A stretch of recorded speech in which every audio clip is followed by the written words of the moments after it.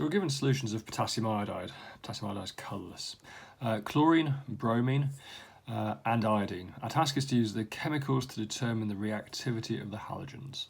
What experiments and what observations would you expect to make to determine that the reactivity decreases as the halogen group is descended? So this is a 6-mark question, so we're going to need quite a lot of detail here. So we just need to make sure we take the question slowly and check that we've got everything that we need in it.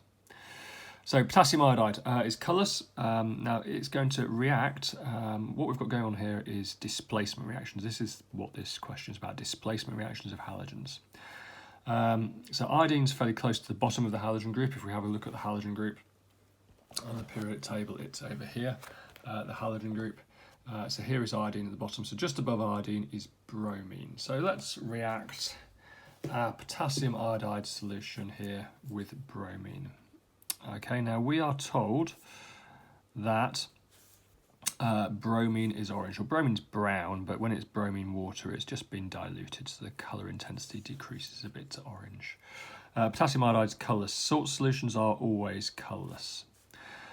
So bromine is more reactive than iodine. We know this. We know as we go down the halogen group, the reactivity decreases. So it's going to displace the iodine. So the bromine will displace the iodine. So our products are going to be potassium bromide, which will be colourless because salt solutions are colourless, potassium bromide, and it's going to leave iodine all on its own. Iodine all on its own. Now iodine, we're told, is a brown solution. Iodine in water is brown. So this is going to go from orange to brown because the potassium bromide here is colourless. So this will go from orange, because bromine's orange, to brown. And the conclusion of that is the bromine is more reactive than the iodine, because if it wasn't, it wouldn't react. Okay, the most reactive halogen is always going to take the cation. Okay, so the conclusion here, bromine is more reactive. Okay, so what we're now going to do is take this potassium bromide we have just made into our next experiment. So we've got potassium bromide there.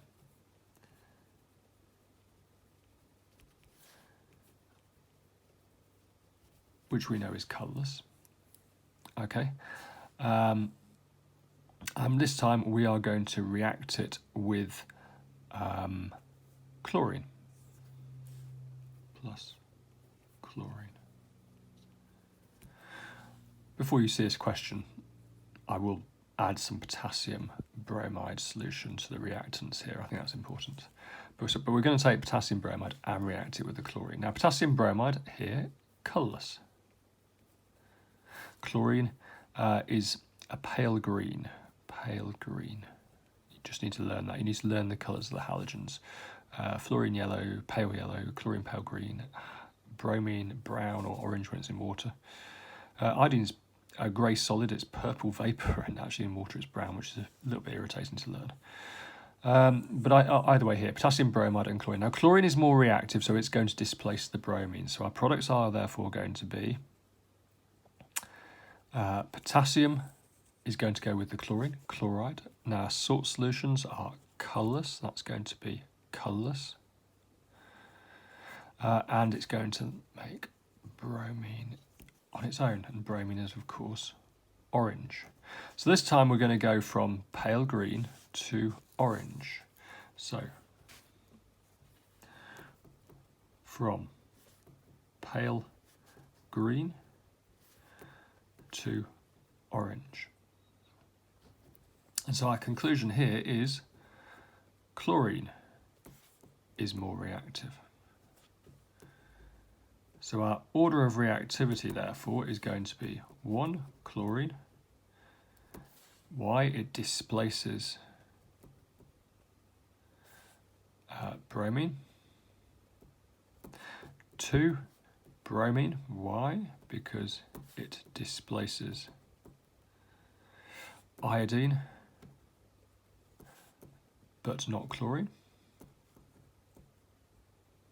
And 3, iodine, because it displaces nothing.